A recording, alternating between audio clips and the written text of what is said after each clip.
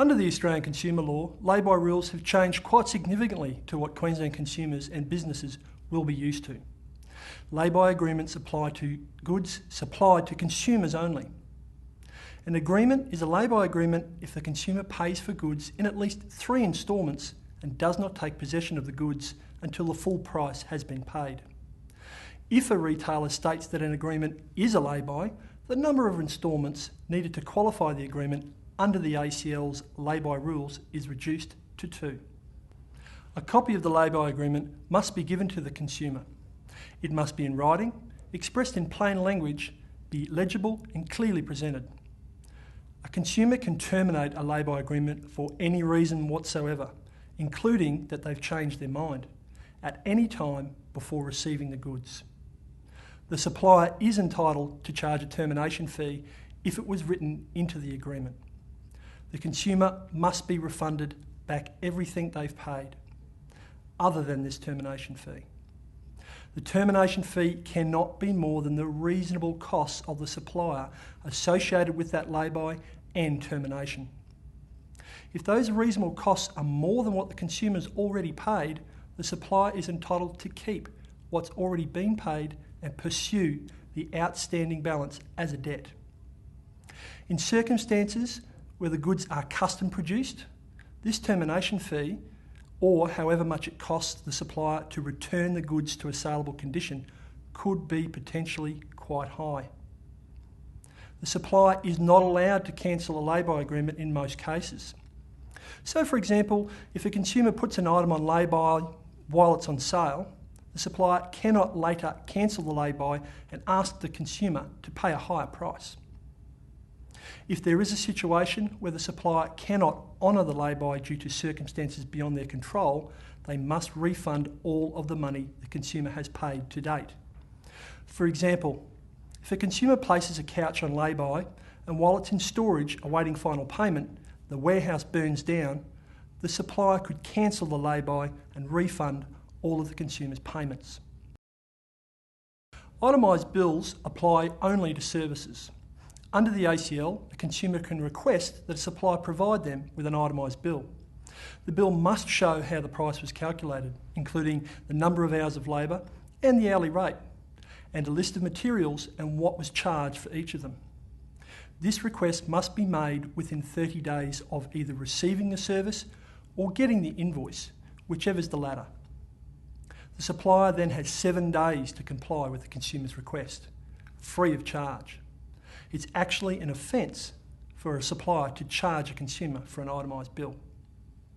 The itemised bill must be expressed in plain language, be legible and clear. Suppliers must supply proof of transaction for goods or services valued at $75 or more. This will usually be in the form of a receipt, an invoice, or a receipt number for internet transactions. The proof of transaction must include the name of the supplier's ABN or ACN if they don't have an ABN, the date of the supply, what was supplied, and the price of the goods or services supplied.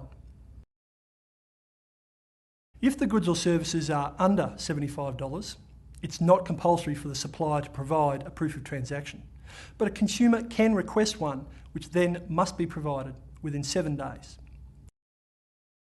Any business that repairs goods or accepts goods on behalf of a repairer, that is, a supplier or a manufacturer, is considered a repairer under the ACL.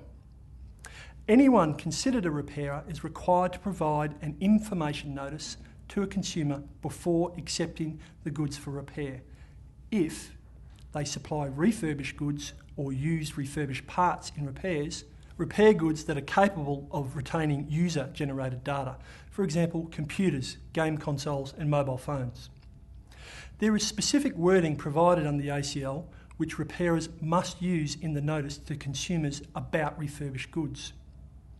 Repairers who repair goods that are capable of retaining user-generated data must provide written notice that states the repair of goods may result in loss of data. Let's discuss multiple pricing. Multiple pricing applies to goods only. As a consumer, you might have come across a situation where one item had 2 prices. For example, if a catalogue says one price and the shelf label says the other. Or maybe the price tag says one thing and when it's scanned at the checkout, the price is different. If there are two or more prices displayed on goods, it's illegal to sell the goods for the higher price. The supplier can sell it for the lower displayed price or withdraw it from sale. Many consumers think suppliers must sell the item for the lower price. This isn't true. As long as it was an honest mistake, the supplier is quite entitled to temporarily withdraw the item from sale, fix the pricing mistake, and then put it back on sale at the correct price. Of course, if a supplier is deliberately displaying a lower price to entice consumers and charging the higher price at the register, that's illegal. Some of the bigger supermarket and department store chains use a voluntary code of practice where they give the consumer the first item for free and any subsequent items at a lower price. That's something they do voluntarily. They are under no obligation to supply the goods for free or at the lower price. So in summary, a consumer can terminate a lay-by agreement for any reason, but the supplier may charge a termination fee to cover their reasonable costs. Itemised bills must be given on request at no charge. Proof of transaction receipts must be given for goods and services valued over $75 or more, or on request for goods or services under $75. If an item has two prices displayed, it must be either sold at the lower price or withdrawn from sale.